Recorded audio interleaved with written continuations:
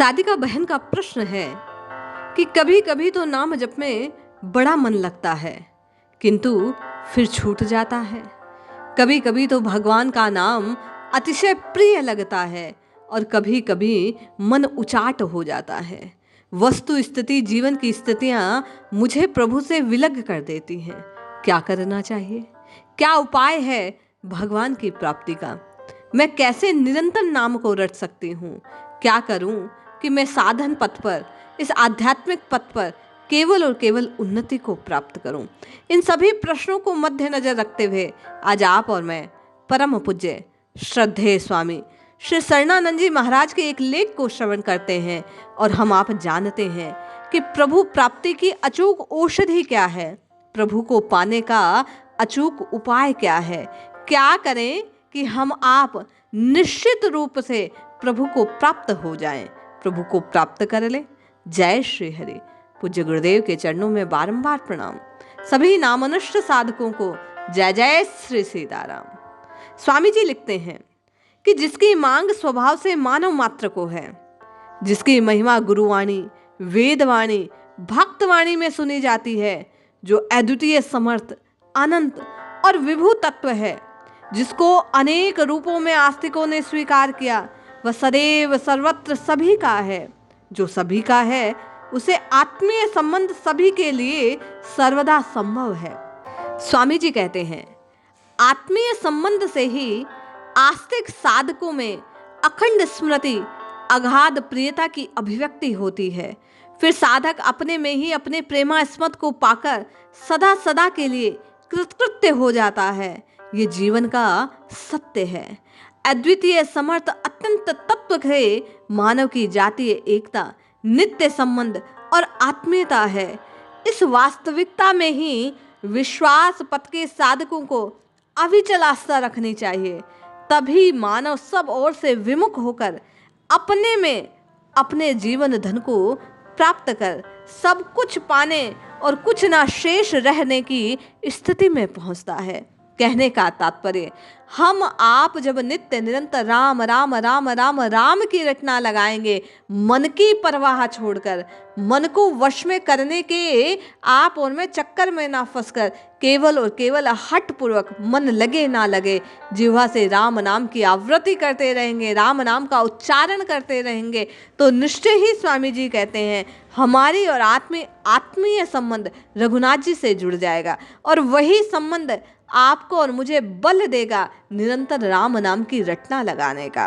जीवन की जो वास्तविक मांग है उसकी पूर्ति पराश्रय और परिश्रम से साध्य नहीं है। पराश्रय और परिश्रम के द्वारा तो केवल परसेवा की जा सकती है, जिसे मानव विद्यमान राग से रहित होकर योग का अधिकारी होता है। योग भौतिक विकास की चरम सीमा और आध्यात्म जीवन आस्तिकता का द्वार है। जिस प्रकार भोग वासना से रहते हुए कोई भी प्राणी मोह और आसक्ति से रहित हो नहीं सकता, उसी प्रकार योग के बिना बोध और प्रेम की प्राप्ति नहीं हो सकती। अतः भोग मोह आसक्ति की निवृत्ति और योग बोध प्रेम की प्राप्ति मानव जीवन का लक्ष्य है, जिससे कभी किसी सजग मानव को निराश नहीं होना चाहिए। कलिकाल में आपको और मुझे योग शब्द से तात्पर्य लेना चाहिए कि इस जिह्वा का प्रभु के नाम से संपर्क हो जाए, संबंध हो जाए, संयोग हो जाए। यही आपकी और मेरी योग की स्थिति है। जिह्वा का नाम से योग होना, संपर्क होना, और यही नाम और जीव का योग आपको और मुझे सचल, अचल, साकार, निराकार, चराचर में आपको और मुझे परम तत्व की अनुभूति को प्रदान कर देगा। पूज्य स्वामी जी कहते हैं, जिससे कभी किसी सजग मानव को निराश ना होना पड़े। जो साधक अविनाशी स्वाधीन रस स्वरूप चिन्मय जीवन से निराश नहीं होता, वह प्रत्येक परिस्थिति में लक्ष्य को प्राप्त कर कृतार्थ हो जाता है। यह अनुभव सिद्ध सत्य है। सत्य में कल्पना भेद भले हों, स्वरूप भेद नहीं होता। इसलिए आप और मैं निरंतर राम नाम की रटना लगाएं तो सब साधन प्रभु प्राप्ति का द्वार स्वतः खुल जाएगा। पूज्य स्वामी जी कहते हैं, यह सर्वमान्य सत्य है कि कोई भी मानव किसी भी उत्पन्न हुई वस्तु, अवस्था, परिस्थिति के साथ सदैव नहीं रह सकता, कारण कि सतत परिवर्तन के प्रभाव में भिन्न किसी भी परिस्थिति की स्थिति नहीं। जिसकी जैसी स्थिति उसकी प्रीति भले ही हो, प्राप्ति नहीं होती। प्रतीति के आकर्षण से प्रवृत्ति की उत्पत्ति होती है, किंतु परिणाम में अभाव ही शेष रहता है। अभाव का अभाव तभी होता है जब मानव उस अविनाशी अनंत चिन्मय विभू तत्व को स्वीकार करे, जो सभी के होने से अपना और सदैव होने से, सभी और सर्वत्र होने से अपना और सदैव और सर्वत्र होने से अपने में है। इस बात को स्वीकार कर नाम की रटना लगानी चाहिए। स्वीकृति अभ्यास नहीं है, अपितु विश्वास है। अभ्यास शरीर धर्म, स्वीकृति मानव का स्वधर्म है।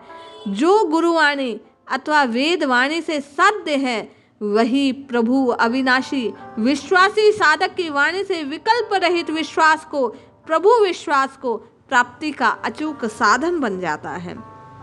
ज्ञान प्रकाश हमें उत्पन्न हुए परिवर्तनशील शिष्य से मुक्त कर सकता है, परंतु अनुत्पन्न अविनाशी अनंत तत्व की प्राप्ति केवल और केवल एकमात्र विश्वास से होती है। इसलिए हमें भगवान का होकर भगवान के लिए, भगवान के नाम का नित्य निरंतर इस विश्वास से जप करना चाहिए कि मैं भगवान का हूँ, भगवान मेरे हैं, और इस नाम महाराज की कृपा से मैं और भगवान एकाकार हो सकते हैं।